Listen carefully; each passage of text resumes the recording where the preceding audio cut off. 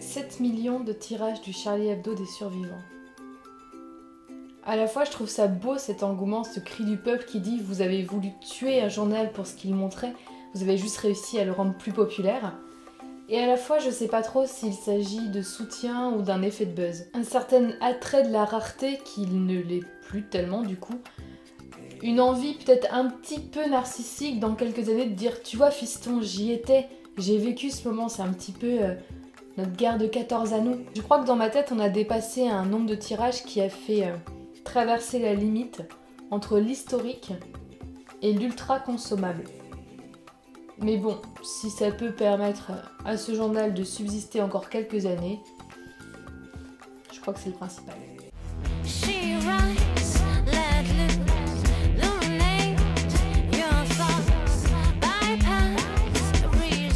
Salut et bienvenue dans l'épisode numéro 49 de Junk on the Web.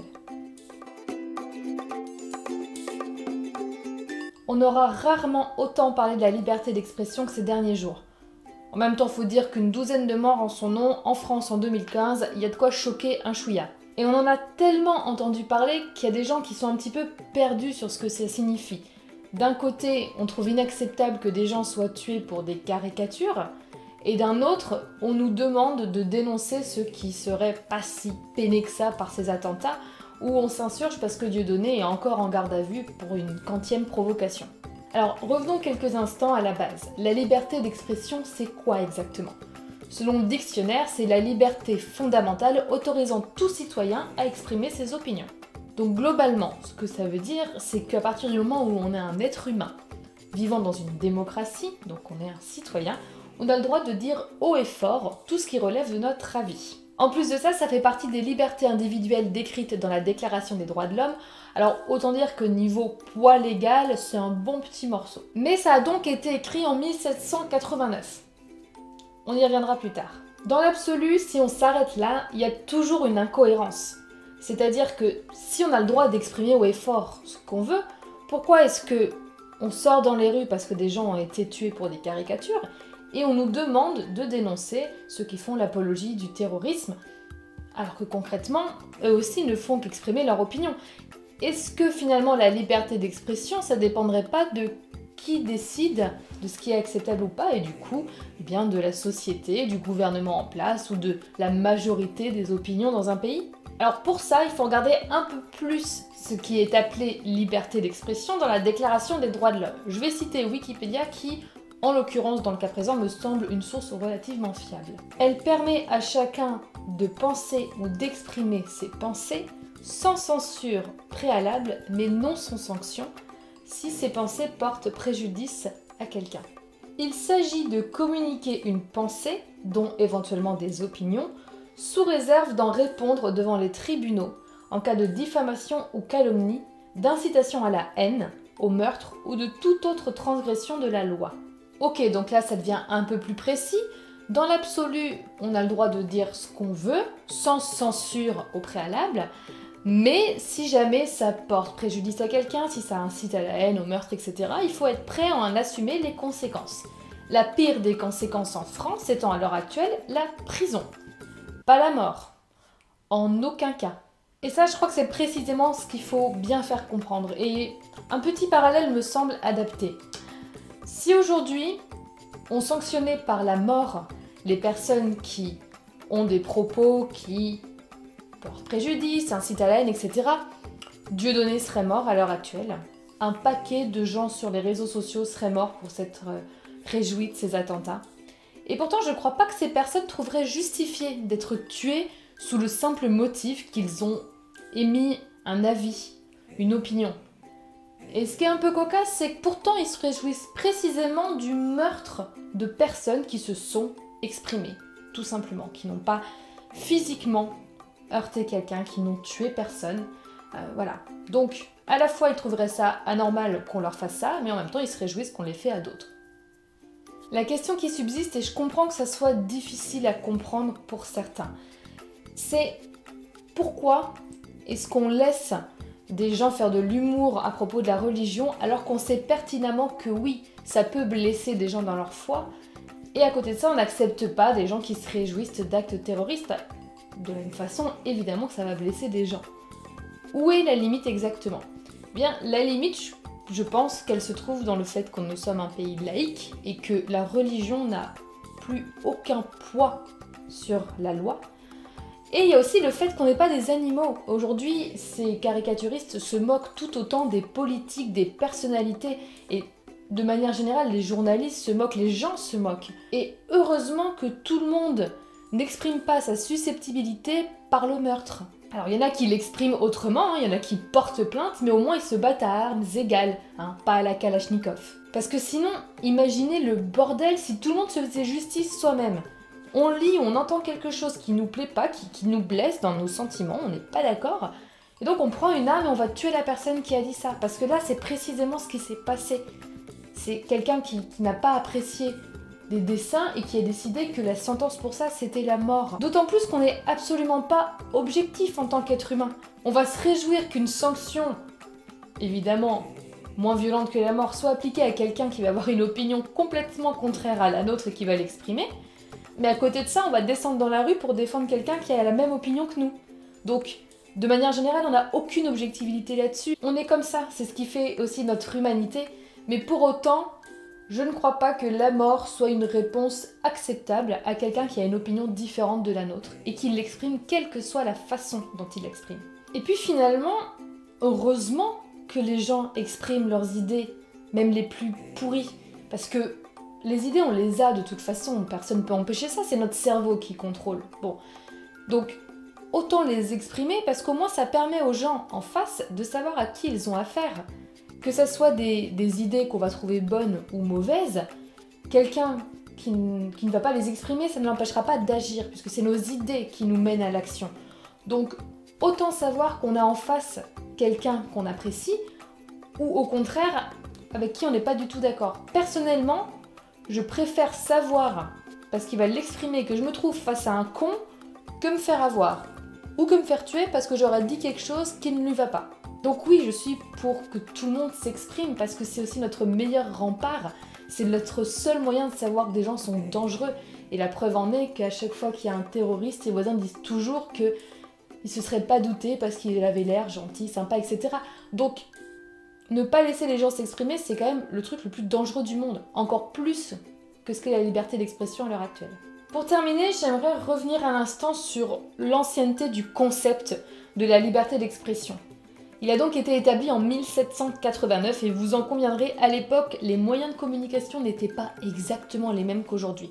Donc à l'époque, à moins de publier son opinion dans un journal ou de l'exprimer devant quelqu'un qui fait autorité, globalement, le mec dans la campagne qui voulait dire un truc atroce risquait pas grand-chose, puisque ça restait relativement anonyme.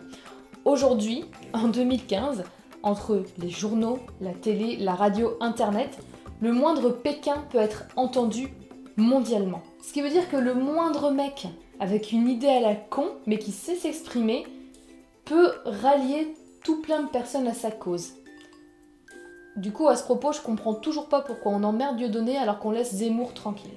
Mais bon, c'est un autre sujet. Ça veut dire aussi que le moindre mec qui a envie de faire un trait d'humour, ce trait d'humour peut être vu à des milliers de kilomètres et ne pas être apprécié du tout. Donc la liberté d'expression, elle est devenue beaucoup plus dangereuse que ce qu'elle a été à l'origine. Et si pour moi c'est ce qui fait qu'il faut d'autant plus la défendre, je crois qu'on a un gros travail d'éducation à faire sur les conséquences possibles. Aujourd'hui, les gens ne sont pas conscients des conséquences. Aujourd'hui, les gens ne pensent pas qu'un simple tweet ou un simple post sur Facebook, ça peut mener en prison. Les gens ne sont pas conscients que dans le monde, il y a des tarés qui vont entendre leurs blagues, qui vont entendre leurs opinions, qui ne vont pas apprécier, qui sont prêts à tuer pour ça.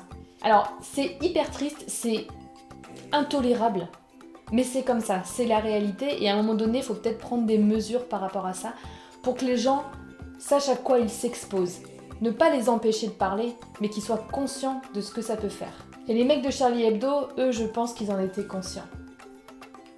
Alors chapeau les mecs. Chapeau d'avoir continué à aller dans la satire malgré les menaces. Chapeau d'avoir mené le combat jusqu'au bout, d'avoir eu les couilles de défendre à ce point la liberté d'expression. Chapeau. Même si j'aurais préféré que vous soyez allés trop loin pour la France et que vous soyez en tôle plutôt que mort. Première image de la semaine qui est tellement triste. Promis, après on repart sur des choses plus gaies. Je vous présente Jérémy. Jérémy est l'un des nombreux koalas qui prennent très cher en ce moment à cause des incendies dans le sud de l'Australie. Et il a eu la chance, lui, d'être sauvé par des pompiers. Et sur cette photo, il est en train d'être soigné. Ses petites pattes sont en train de baigner dans un liquide hydratant, nourrissant, cicatrisant, pour qu'il puisse ensuite repartir, reprendre sa liberté. Mais dans l'article qui accompagne cette photo, le responsable de l'organisation de sauvetage qui s'occupe de lui déclare quelque chose d'absolument terrible. Quand ils arrivent à un stade où ils souffrent trop, les koalas s'asseyent simplement au pied d'un arbre et crient. Ces petites choses trop mignonnes et tellement impuissantes. Est-ce que c'est pas le truc le plus triste du monde? Deuxième image de la semaine, c'est ce hamster qui stocke de la nourriture dans ses bajoux, chose qu'on sait déjà depuis un moment, mais vu au rayon X. Ce qui nous permet de nous rendre compte que ces bajoux sont extensibles, depuis donc son visage, jusqu'à ses hanches. Alors, même si concrètement mon moment préféré dans cette vidéo est l'instant où il essaye de passer dans un tuyau avec une carotte bien trop grande dans la bouche, je dois quand même admettre que si on imagine 2 secondes, bon, je sais que les humains ne sont pas exactement foutus comme des hamsters et c'est pas plus mal, mais imaginez si nos joues étaient extensibles jusqu'à nos hanches. Alors, nos joues, nos hanches, vous voyez pas, je pense que vous pouvez à peu près évaluer la distance. Imaginez nos joues extensibles jusqu'aux hanches. Quoique je sais pas s'il faut imaginer ça en fait. Troisième image de la semaine, c'est l'histoire d'un mec qui décide de plonger avec sa GoPro dans un volcan en éruption. Alors, il ne plonge pas dans la lave, c'est ce que j'ai cru moi aussi en voyant le titre de la vidéo, plus clickbait, tu meurs. Et je commençais déjà à me faire des films en me disant mais c'est génial, ça veut dire qu'avec le bon équipement, peut-être qu'on va pouvoir partir vivre sur le soleil. Et quand même, la GoPro, c'est une putain de caméra résistante. Mais non, bon, il ne plonge pas dans la lave, mais ceci dit, il s'en approche extrêmement près, il est vraiment dans le cratère. Et il nous donne des très belles images et je crois que c'était quand même le but de départ. Pour clôturer ce chapitre, évidemment, je ne peux que vous conseiller le détournement qui m'a redonné le sourire ces derniers jours. Notre cher ex-président Nicolas Sarkozy, qui s'est tapé franchement l'incruste, qui a essayé de se mettre au devant de la scène pendant la marche républicaine et qui a pas mal réussi, vu la diffusion que ça a eu sur internet.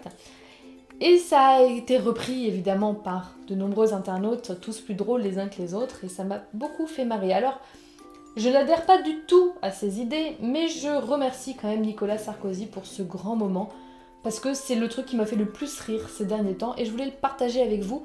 Donc je vous invite à aller sur le Tumblr Je suis Nico, dont vous trouverez le lien ici et en barre d'infos, et je vous mets quelques-unes de mes préférées.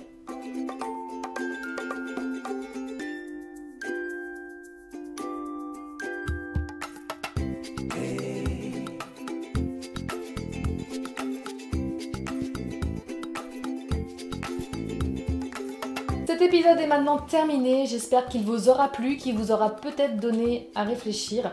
En tout cas, n'hésitez pas à vous abonner si ce n'est pas déjà fait et à partager auprès de vos amis. Entre chaque vidéo, vous pouvez me retrouver tous les jours sur les réseaux sociaux, à commencer par Facebook, le Facebook dédié à la chaîne où je passe des previews des prochaines vidéos, où je vous pose parfois des questions et où je partage avec vous les images qui me font rire ou qui en tout cas m'interpellent tout au long de la semaine. Vous pouvez également me retrouver sur Twitter, Instagram, Vine, Snapchat sous le même pseudonyme qui est John Calmood. Je vous souhaite une excellente semaine, je vous fais plein de bisous. Ciao ciao. Et kiss kiss bang bang. Oui, j'ai des lunettes et non, elles ne sont pas anti-reflets.